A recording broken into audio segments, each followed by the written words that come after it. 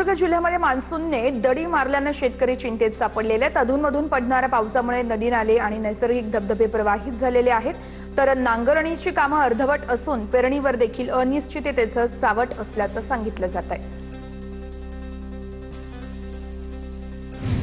नांदेड जिल्ह्यामध्ये पावसाने दडी मारल्यानं हळदीची उगवण रखडलेली आहे। साधारण 15 ते 30 दिवसांमध्ये उगवण होणाऱ्या हळदीसाठी संरक्षित पाणी असल्यानं यावेळेस शेतकऱ्यांकडून तुषार सिंचनाचा आधार घेतला जातोय।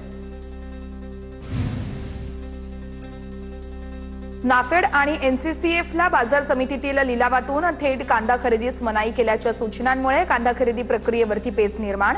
तर 30 जून पर्यंत 2 लाख मेट्रिक टन कांदा खरेदीचं उद्दिष्ट पूर्ण होणार का, असा प्रश्न उपस्थित। वाशिममध्ये मान्सूनला विलंब होत असल्यानं खरीप पेरण्या रखडल्या आहेत। शेतकऱ्यांनी घाई न करता बियाण्यांची उगवण क्षमता तपासून 10 मिलीमीटर पावसानंतरच पेरणी करावी, कृषी विभागाचा सल्ला। धाराशिव जिल्ह्यामध्ये पेरणीच्या पार्श्वभूमीवरती शेतकरी दुहेरी संकटामध्ये। युरिया आणि खताच्या तुटवड्यासह बियाण्याचे दर प्रति बॅग 500 रुपयांनी वाढले, शेतकऱ्यांना मोठा आर्थिक फटका।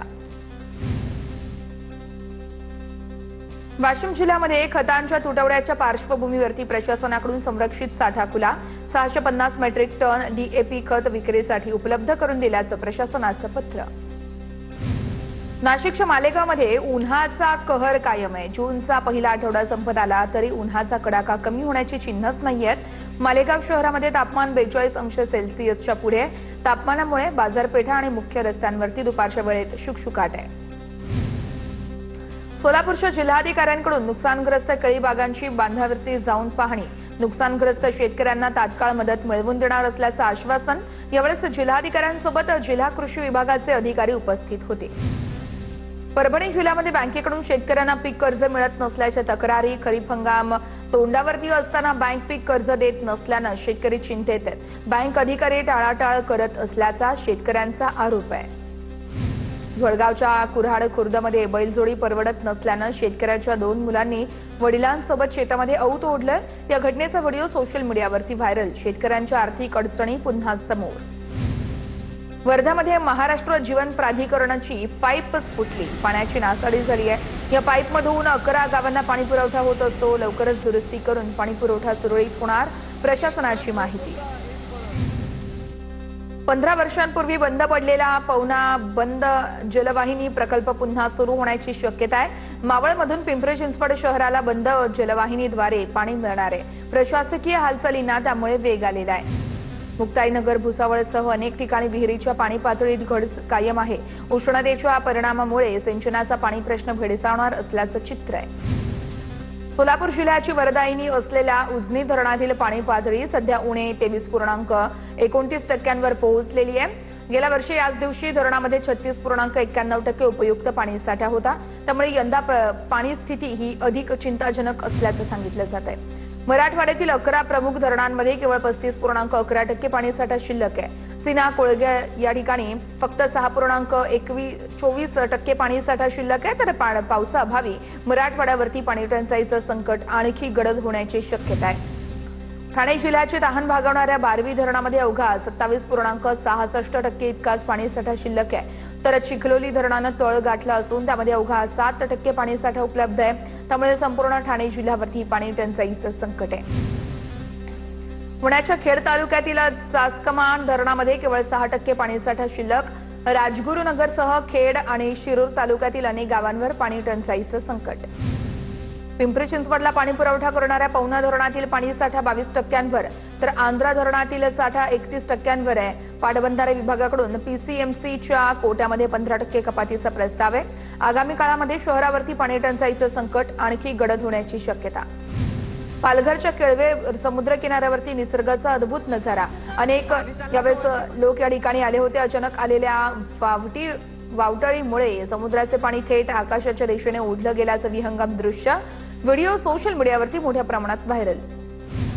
शालेय पुस्तकं आणि साहित्याच्या किमती 10 ते 15% वाढल्या। लातूरमध्ये विद्यार्थ्यांना गणवेशासाठी यावर्षी 300 ऐवजी 240 रुपये मिळणार आहेत। तर तुटपुंज्या रकमेत विद्यार्थ्यांना गणवेश घ्यावा लागणार आहे।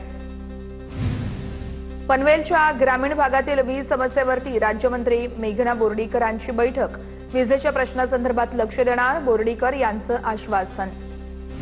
कळंबोली, कामोठे, नवी पनवेल आणि खारघर परिसरातील वारंवार वीज पुरवठा खंडित होणाऱ्या वीज पुरवठ्याविरोधात आता मनसे आक्रमक झाली आहे. मनसेचा महावितरण कार्यालयावरती तिरडी मोर्चा आहे. वीज पुरवठा सुरळीत न झाल्यास आंदोलन तीव्र करण्याचा इशारा देण्यात आलेला आहे.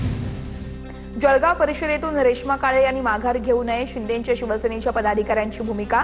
तर नाशिकमध्ये माघार झाली तर रेश्मा काळे यांनी माघार घेऊ नये, काळेंची उमेदवारी कायम ठेवण्यासंदर्भात वरिष्ठांकडे बाजू मांडणार, सेना पदाधिकाऱ्यांची प्रतिक्रिया.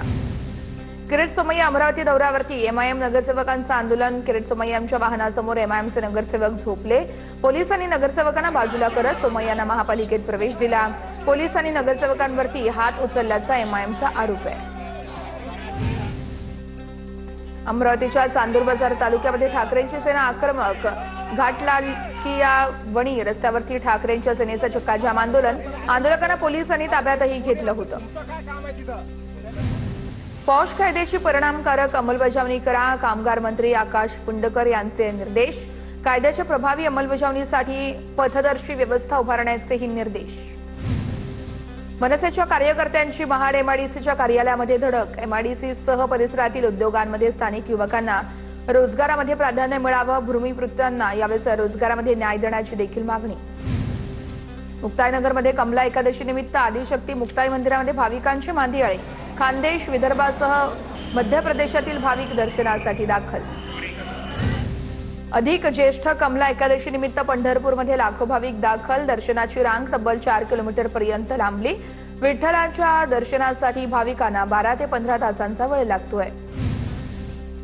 महाडच्या केंबुर्लीमध्ये गाळ काढण्याच्या नावाखाली सावित्री नदीत अनधिकृत रेती उत्खनन. महसूल प्रशासनाच्या भूमिकेवरती नागरिकांकडून प्रश्नचिन्ह. कारवाई करण्याची नागरिकांची मागणी आहे. पुण्याच्या खेड तालुक्यातील भीमा नदीवरील पुलाला गेल्या 3 वर्षांपासून भगदाड पडलाय.